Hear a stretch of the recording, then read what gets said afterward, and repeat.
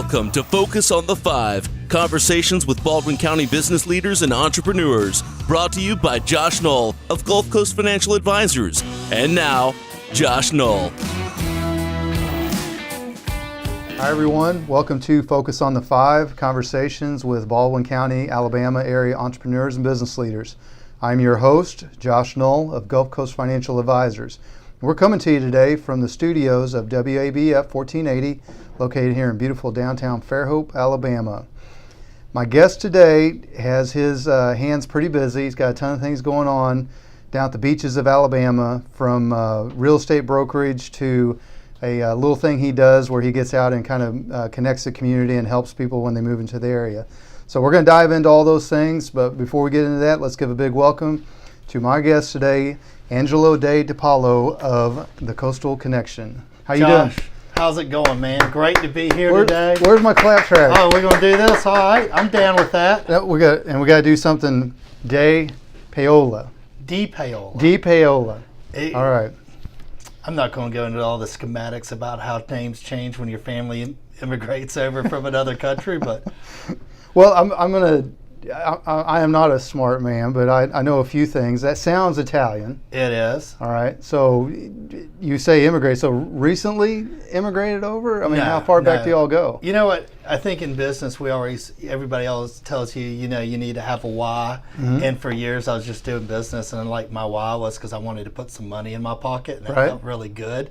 But like when I really started to define who I was and what I wanted to be and what I wanted to do, I started looking back to my roots. And my grandfather's dad came over from Italy because they were basically sheep herders, and he didn't want his family to be sheep herders in Italy. So came over, just your typical immigrant story. Right.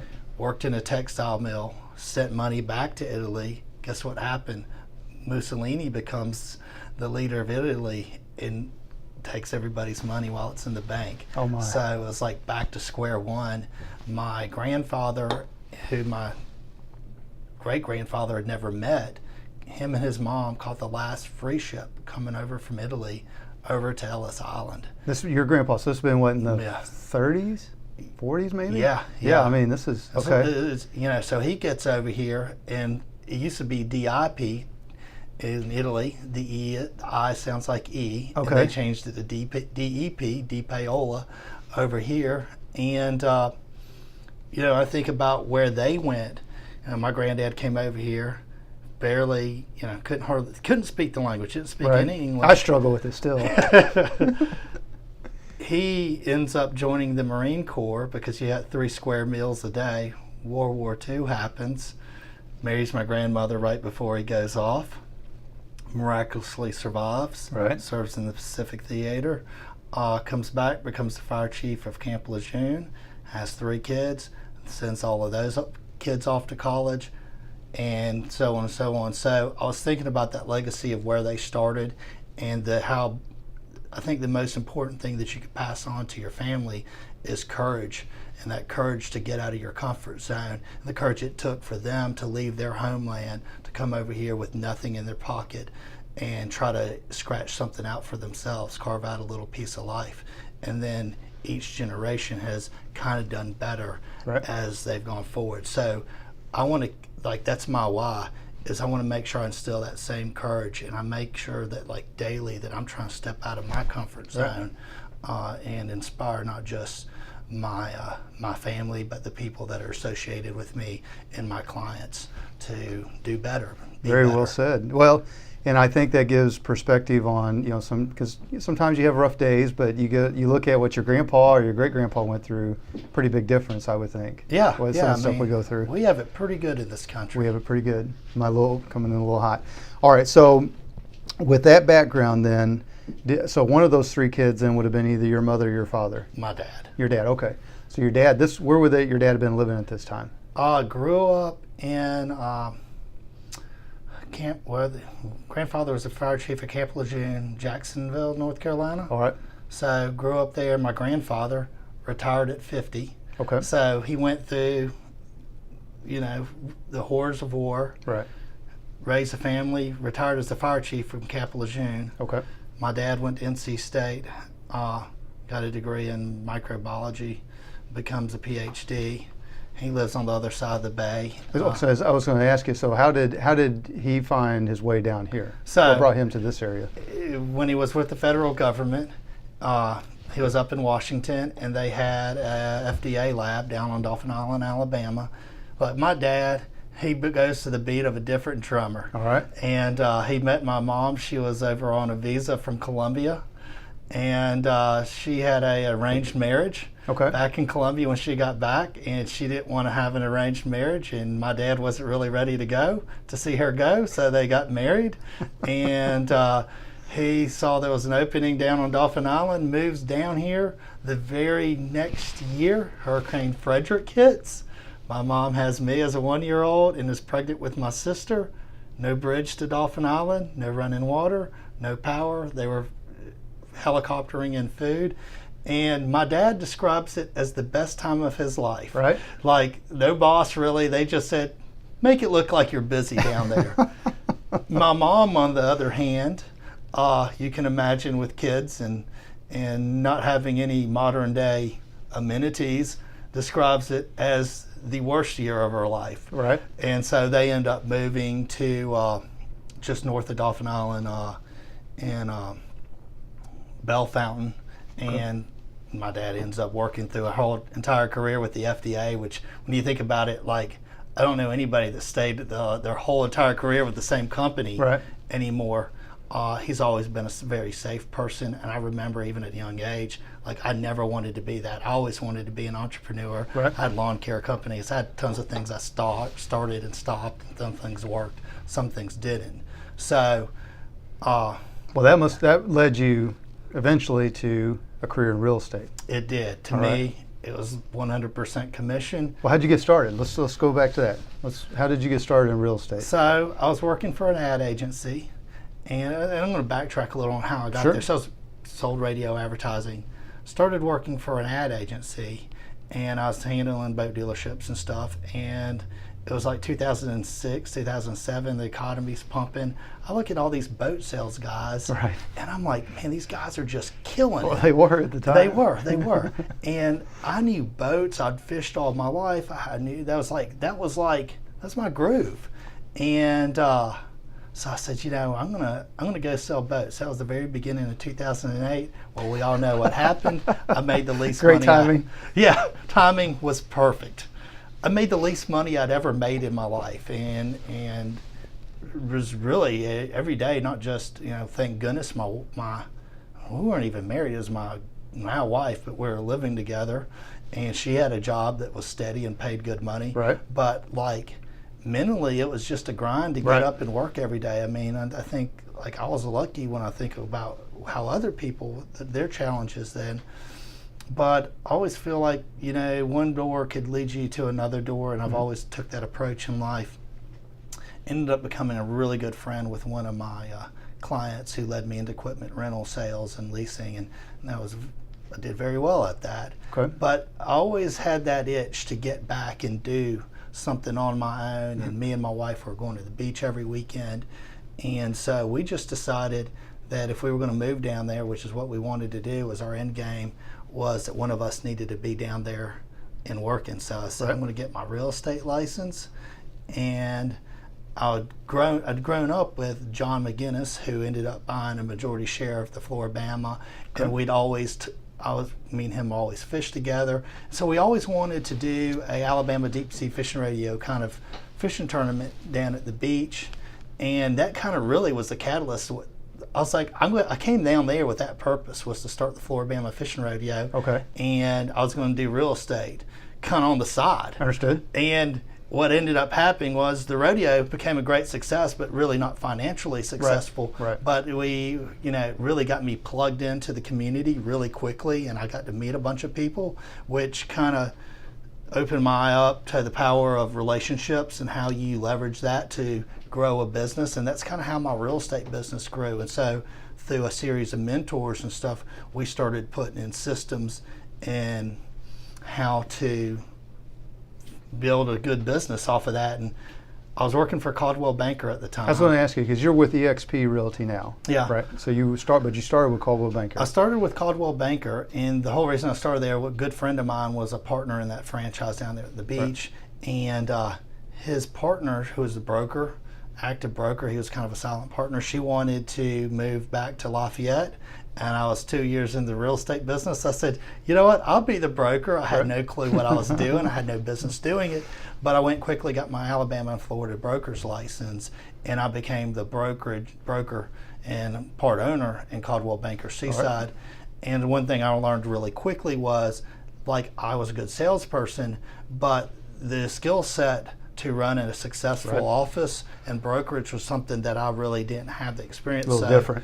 I stepped outside of Baldwin County and found a really good coaching group that we paid money to show me how to grow a brokerage. And one of the first things they said was, hey, there's no really money in owning a brokerage. You're lucky if you pay your bills. And if you look across brokerages all over, some of them may be moderately successful financially, but there's a reason most of the broker owners are still selling real estate, because that's where most of the money is. So somebody had, a friend of mine through that coaching company, I had 5 years left on this 10-year agreement with Coldwell Banker by the time we heard about it.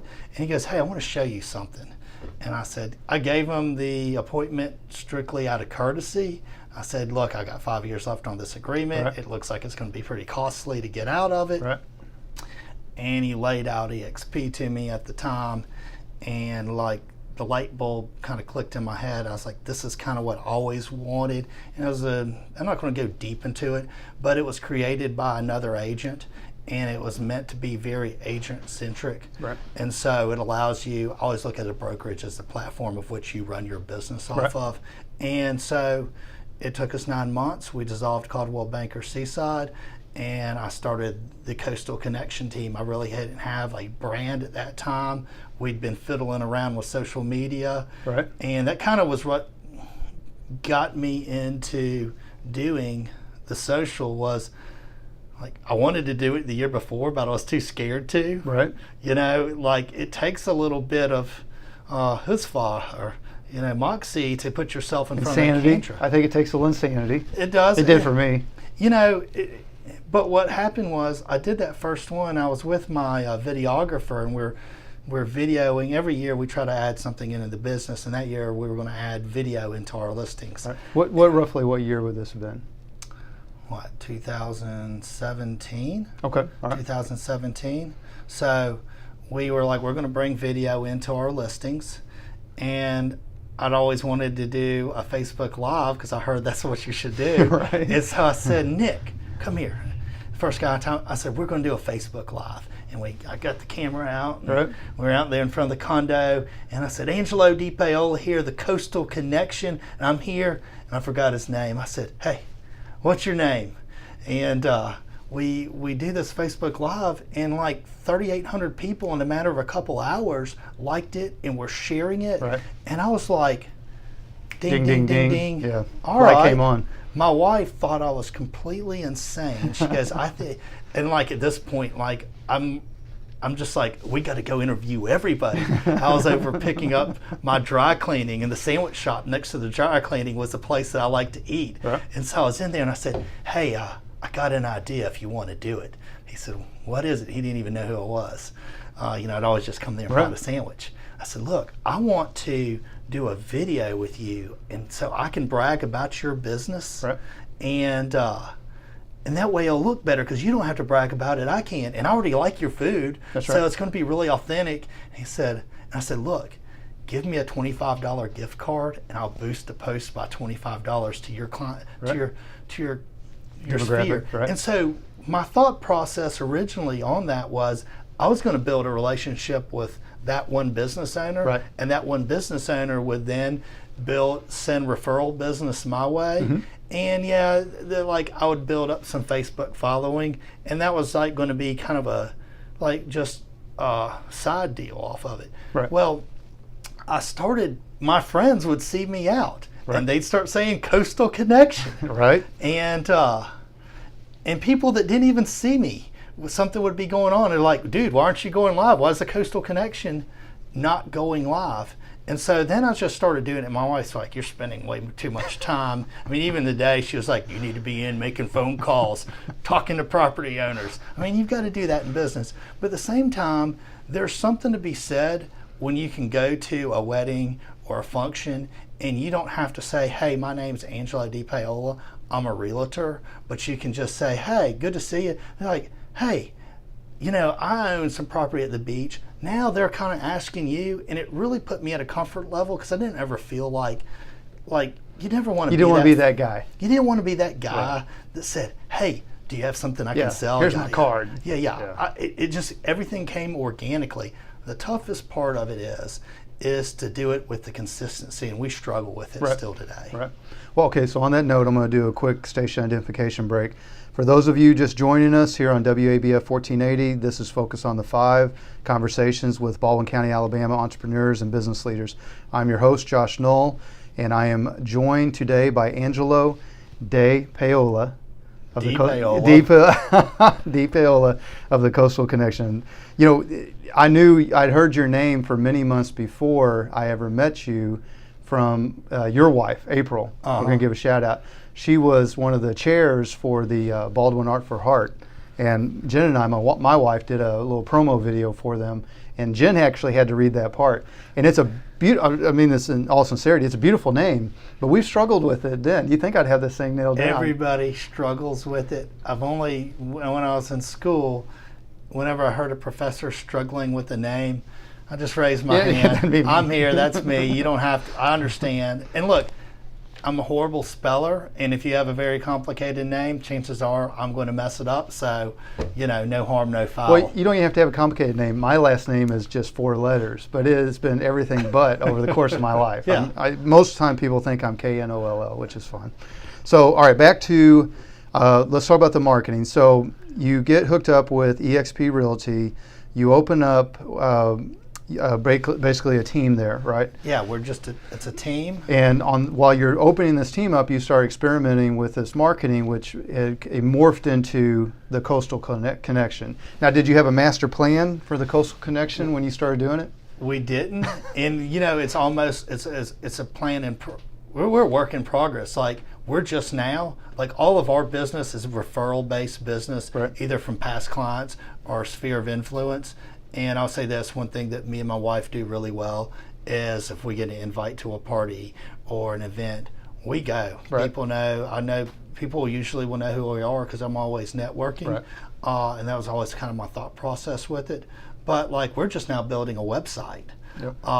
Everything that I've done I do a podcast with a group of fishing guys, and I still have to send everybody to my Facebook page, which is like how people reach out to me. And it's been interesting was that when we started tracking business strictly off of the social media marketing, my first deal was this guy stopped me in a parking lot. Didn't know who he was. He's then since become a really good friend. He goes, "You're Angelo, aren't you?" And I said, "You're damn right." I was feeling pretty cocky that day. And he goes, "Man, my father-in-law wants to buy a beach house." He scribbled the guy's name on a piece of paper, and I'm walking. My office is at Orange Beach Marina, so it's a pretty decent little walk. It sits above the dock store. So on the way to my office, I just call the guy, and he answers his, and we get to talking. He kind of tells me what he's looking for. Well, it ends up, the guy's uber successful, and kind of been a little bit of a mentor to me since we met, but he ends up buying a $1.4 million home from me, which I got both the listing and the buying side. And I was like, shoot, if I don't pick up another piece of business from this, I just made like $80,000 off this one deal here. Like, that's totally worth it. But what was happening was, and what you don't understand is going on in the background of that social media, because you're only seeing likes and comments, and then if you boost it, you can see how many people actually saw it, was that there were a lot of people that were just watching it that you didn't know. So I remember one of my wife's, she was in banking at the time, and one of her clients said, "Man, Angelo's everywhere." And I said, he spends too much time on social media, on Facebook. It's not that I'm everywhere. It's just that I'm showing up in his feed a lot. So it kind of created a little, like a small celebrity. Like, where was it the other day? And the lady, I was meeting a realtor today for coffee, and she goes, my son watches all your fishing stuff. I want to connect with people that's passionate about me. I love fishing. I love food. I love sharing time with my family. I love my friends. And so like it's just so much more fun to do business that way. Right. Couldn't agree more. That like when you're doing that, it doesn't even feel like work. So Right. like it just kind of turns out that all my clients tend to be fishermen or hunters or something outdoors or into boating. So, well, I think you and I connected because we had a similar story on the traditional forms of marketing our business did not really appeal to us much anymore. The 3-foot rule where everybody 3 feet of you told them what you did. Yeah. And the cold calls and the walk and talks and all that. And the show's too short to go into detail on that, but when we started Focus on the 5, it was really just almost identical idea of what you had with Coastal Connection. How can I maybe help another business owner kind of elevate themselves a little bit and get seen? I had to be careful in my financial advisor world. I can't promote necessarily people, but I can definitely have conversations and help people get the word out and all that. And what we found, the point of this is what I found was the marketing I've done where I talk the least about me does the best. Yeah. Compared to the stuff I do where I talk about myself, Yeah. it kind of fizzles out, And I think in today's marketing world, in the services business, real estate, broker, realtor, financial advisor, man, if you're not out there in a humanized way, doing things that are relatable to people, I think you're fighting an uphill battle. So I agree, and so social media really allows you to take that into a very big open space that never was there to, say, the average person. Right, the average person is kind of a great equalizer. So like you would either have to buy radio or television or billboards or newspapers. Well, like one thing I know about billboards is like when people are driving down the road, whether they're behind the wheel or they're on the passenger side, they're usually on their phone and they're not looking at billboards. So I kind of felt like that really wasn't, like you're not, for the amount those things cost, you're not getting a lot of boom for it. You're dang sure not connecting with anybody on the level. And TV and radio, if you have the resources and can continuously put that out there at a high level, that will work. But I want people to feel me and connect with me. And if they can feel me and connect with me and feel like that I can do a good job for them, or maybe I'm just a cool guy and they want to get to know me, that leads to things that you just can't ever predict. So we do that. I look at social media, that's my lake of people. The relationships aren't necessarily as deep, but there's a lot of them. So one of the things we do in our business is because we're all in relationship and customer service kind of based business, is if you're in my sphere of influence, you're my past client, we have you fill out an all about you form. So I want to know your full name, your wife's full name, emails, phone numbers, mailing address, your anniversary, do you have kids? How old are they? What's something interesting about him? Is little Jimmy like a world-class baseball player? Or what are they into? And then do you have pets, cats, dogs, iguanas? What are their names? A fun fact. Your favorite restaurant. I know your favorite cocktail, your favorite sports team. So we build out a calendar every year. So on your anniversary, you're getting a handwritten note from me with a candle. On your birthday, if I know your favorite restaurant, you send me a lot of business, or you buy a lot of property from me, you bought a big piece of property. Like we had this lady, her favorite restaurant, some Lebanese restaurant in Baton Rouge. We call that restaurant Baton Rouge. We have them mail us a gift card. So then we write her birthday card and we send that to her. So since I know, that's a very deep personal touch. I agree. And it's something that like I don't think on most customer service level businesses, nobody's going that deep with it. So we have that group of our clients, and then we have our social media side, which like I feel like these people still get our sphere and our past clients, but then we're appealing to a much larger audience. I had a high school friend reach out to me. It wasn't even a high school friend. He was an acquaintance from high school, but he saw that stuff on social and ended up selling him a house. Top of mind. I have a client whose ex-wife saw what I did for him on his house, reached out to me. So, and it helps me keep me top of mind with other real estate agents that may not necessarily be in the MLS. It lets me feature my listing. Perfect. It's something that's just outside the box a little still. Well, all right. So we got about 5 minutes left. Let's talk about Exp Realty, the services you offer and where you offer them at.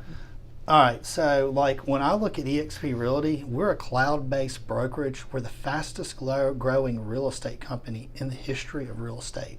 So like Keller Williams and Remax were really big disruptors in the real estate world, and it took them about 20 years to get to 10,000 agents.